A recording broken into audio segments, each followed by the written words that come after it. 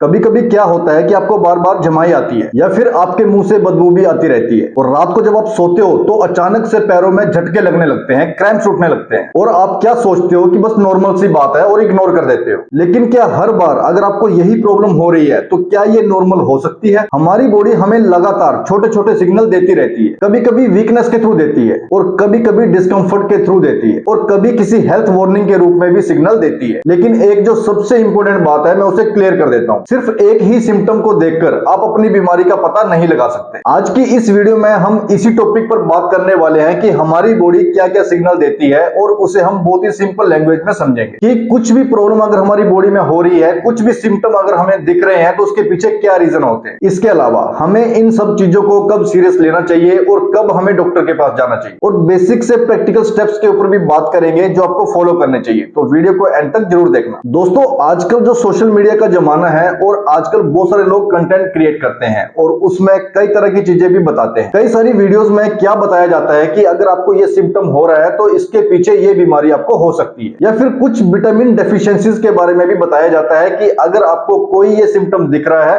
तो आपको इस विटामिन की कमी हो सकती है। लेकिन जो रियलिटी होती है ना वो थोड़ी सी डिफरेंट होती है। एक ही सिम्टम के कई सारे मल्टीपल रीजन हो सकते हैं। इसीलिए इस वीडियो का जो पर्पस है वो आपको डराना नहीं है बल्कि आपको अवेयर करना है। तो चलिए फिर हम शुरू करते हैं। नंबर 1, बार बार जमाई आना। अगर आपको दिन भर बार बार जमाई आती रहती है तो जो सबसे कॉमन सा रीजन होता है वो पता क्या होता है? वो होता है नींद की कमी। सिंपल सी बात है कि आपकी बॉडी थकी हुई है और आपको आराम की जरूरत है। लेकिन कभी कभी जो जमाई आती है वो ज्यादा स्ट्रेस की वजह से भी आती है। आपकी नींद की क्वालिटी अच्छी नहीं है, आपकी बॉडी में पानी की भी कमी है, या फिर कुछ ऐसे मेडिकल कंडीशंस होती हैं जिसकी वजह से ये प्रॉब्लम आपको होती है। कुछ लोग तो ये भी कहते हैं कि ये आपकी बॉडी में ऑक्सीजन की कमी का संकेत है। हाँ, ये चीज तब पॉसिबल हो सकती है अगर आपके रूम में वेंटिलेशन सही ना हो, सफोकेशन आपको फील होती हो, या फिर आपको सांस लेने में दिक्कत होती हो, तो इस वजह से भी जमाइयां आती रहती हैं। अब इसके लिए कुछ प्रैक्टिकल से स्टेप्स हैं, आप उन्हें फॉलो कर सकते हो। रात को जब आप सोने जाओ तो प्रॉपर आपको स्लीप लेनी है। रात को जो आप मोबाइल देखते हो उसे कम कर दो, स्क्रीन टाइम कम कर दो,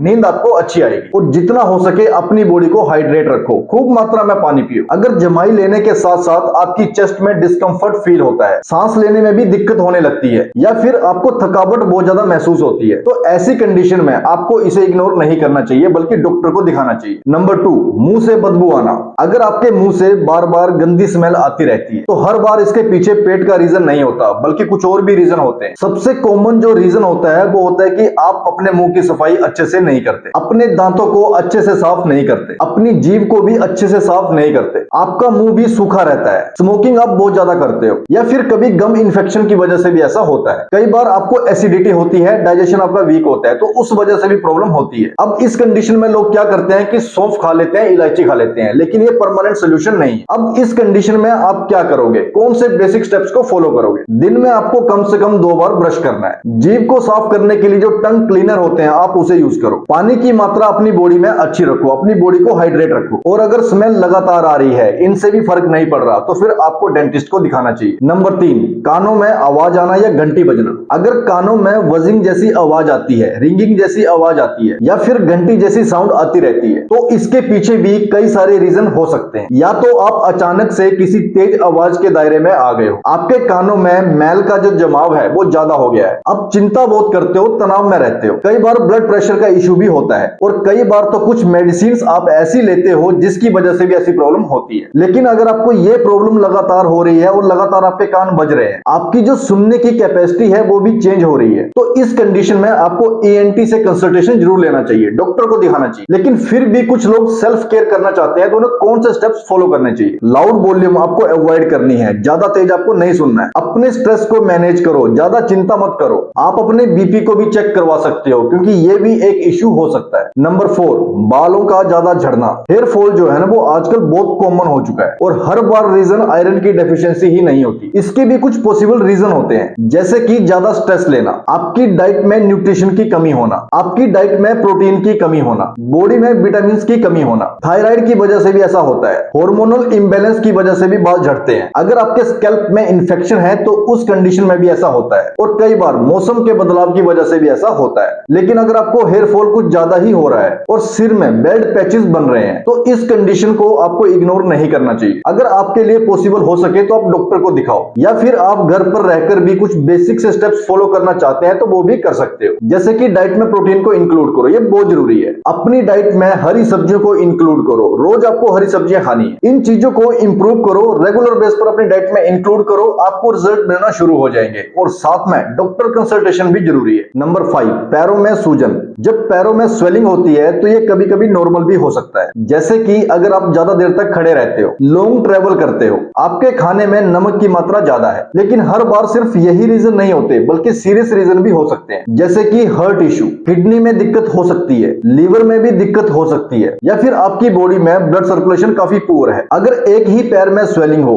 उसमें पेन भी हो और रेडनेस भी हो, तो इस कंडीशन में आपको इमीडिएट मेडिकल एडवाइस लेनी चाहिए। लेकिन अगर आपके दोनों पैरों में स्वेलिंग हो रही है तो रीजन को समझना जरूरी है। बस जो आप घरेलू उपाय करते हो उस पे ही डिपेंड मत रहना। नंबर 6, रात में पैरों में खिंचाव होना या फिर क्रैम्प्स उठना। आपने अक्सर देखा होगा कि रात में कई बार पैरों में क्रैम्प्स उठने लगते हैं। ये बहुत इरिटेटिंग होता है और लोग आपको कह देते हैं कि मैग्नीशियम की डेफिशिएंसी है, उसे पूरा कर लो, प्रॉब्लम सोल्व हो जाएगी। हाँ, ये कभी कभी हो सकता है, लेकिन हर बार ऐसा नहीं होता, बल्कि इसके कुछ दूसरे भी रीजन होते हैं जिन्हें समझना जरूरी है। जैसे कि डिहाइड्रेशन, मांसपेशियों में थकान, बॉडी का जो ब्लड सर्कुलेशन है बहुत पुअर है, प्रेगनेंसी भी रीजन हो सकती है, या फिर कुछ ऐसी मेडिसिन आप लेते हो जिसकी वजह से ऐसा होता है। और कई बार जब इलेक्ट्रोलाइट्स इंबैलेंस होते हैं तो ऐसी प्रॉब्लम होती है। अब जो सिंपल से स्टेप्स आप फॉलो कर सकते हो, जो प्रैक्टिकल एडवाइस है, वो क्या है? अपनी बॉडी में पानी की कमी मत होने देना। रेगुलर बेस पर थोड़ी सी एक्सरसाइज करना शुरू करो, लाइट सी स्ट्रेचिंग करना शुरू करो। ये सब चीजें करने के बाद भी अगर प्रॉब्लम सॉल्व नहीं हो रही है और लगातार आपको इरिटेट कर रही है तो फिर आपको डॉक्टर से कंसल्टेशन करनी चाहिए। नंबर 7, हाथों का सुन्न हो जाना। अगर आपके हाथ सुन्न हो जाते हैं या फिर हल्का हल्का दर्द होता है तो इस कंडीशन को लोग तुरंत बोल देते हैं कि विटामिन B12 की डेफिशिएंसी है। हाँ, कई बार विटामिन B12 भी इसका रीजन हो सकता है, लेकिन इसके भी कुछ दूसरे रीजन है। जैसे कि कई बार नसों का दबना, गलत पोस्चर भी इसका रीजन हो सकता है, सर्वाइकल या फिर गर्दन में कोई इश्यू है, डायबिटीज भी इसका रीजन होती है, या फिर जो ब्लड सर्कुलेशन है उसकी प्रॉब्लम भी हो सकती है। अगर ये प्रॉब्लम आपको कभी कभी होती है और उसके बाद ठीक हो जाती है तो फिर आपको घबराने की जरूरत नहीं है। लेकिन अगर प्रॉब्लम आपको लगातार हो रही है, बॉडी में वीकनेस भी आ रही है, ग्रिप भी सही से नहीं बन पा रहा, तो ऐसी कंडीशन में आपको डॉक्टर को दिखाना चाहिए, बल्कि इसे इग्नोर नहीं करना चाहिए। नंबर 8, मीठा खाने की तीव्र इच्छा होना। कभी कभी बहुत क्रेविंग सी उठती है मीठा खाने की, तो इस कंडीशन में लोग क्या कह देते हैं कि आपकी बॉडी में मिनरल्स की डेफिशिएंसी है। लेकिन इसके जो कॉमन से रीजन है वो कुछ डिफरेंट है। जैसे कि नींद की कमी, बहुत ज्यादा स्ट्रेस लेना,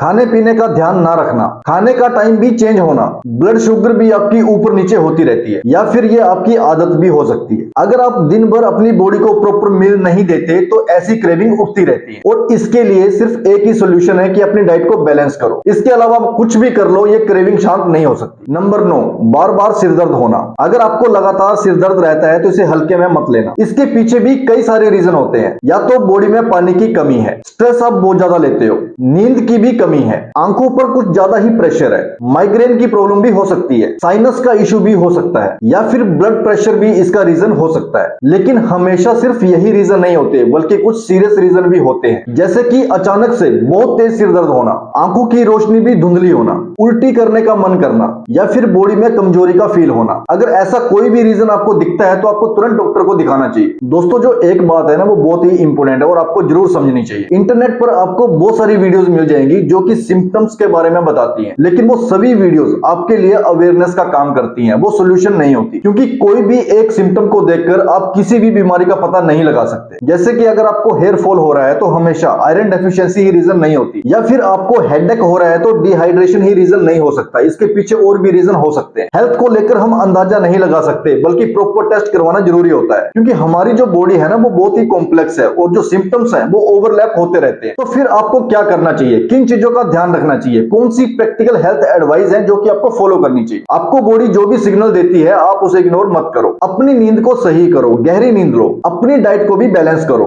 अपनी बॉडी में पानी की मात्रा सही रखो, रेगुलर आप कुछ ना कुछ मूवमेंट्स करते रहो, अपने स्ट्रेस को भी कंट्रोल करो, ज्यादा टेंशन मत लो, और बेसिक जो हेल्थ चेकअप्स होते हैं आप उन्हें भी करवाते रहो। तो दोस्तों, जो हमारी बॉडी है ना, वो हमेशा हमें सिग्नल देती रहती है, बस हम समझ नहीं पाते। ये जो छोटे छोटे सिम्टम्स हमें मिलते रहते हैं, कई बार यही हमारे लिए हार्मफुल हो जाते हैं। इसीलिए आपकी बॉडी आपको कोई भी सिम्टम दे तो आप उसे इग्नोर मत करो। आपको अपनी हेल्थ के प्रति अवेयर रहना है, पैनिक नहीं होना है, डरना नहीं है। अगर आपको ये वीडियो समझ आ गई है तो वीडियो को लाइक कर दीजिए, और हेल्थ से रिलेटेड आप कोई भी इंफॉर्मेशन चाहते हो तो आप हमारे चैनल को सब्सक्राइब कर लो। तो ठीक है दोस्तों, मिलते हैं नेक्स्ट वीडियो में।